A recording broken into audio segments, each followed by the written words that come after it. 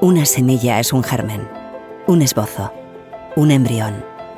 Es un inicio, un proyecto, un sueño. Es una idea que una vez sembrada no deja de crecer, transformándose en algo distinto, tangible, real. Al fin y al cabo, nada es inmutable. Todo se transforma. La cocina también.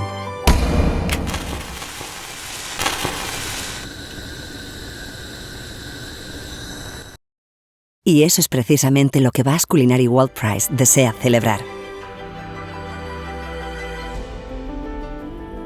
La transformación que experimenta la gastronomía cuando los chefs comprenden que pueden multiplicar la dimensión de su profesión vinculándose con el mundo más allá de la cocina. Su afán por abonar con creatividad e innovación terrenos como la educación, la salud, el medio ambiente, el emprendimiento y el desarrollo social. Su capacidad para propiciar cambios a pequeña o gran escala.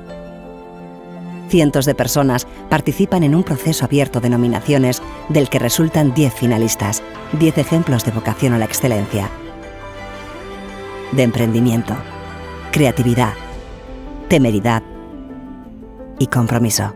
Para ello, un jurado conformado por los cocineros más importantes del momento y expertos internacionales elige como ganador al chef que demuestre cómo la cocina puede constituir una fuerza transformadora y lo premia para que su trabajo se siga multiplicando, convirtiéndose de facto en un embajador con la misión de usar el premio para continuar contagiando la visión transformadora de la gastronomía.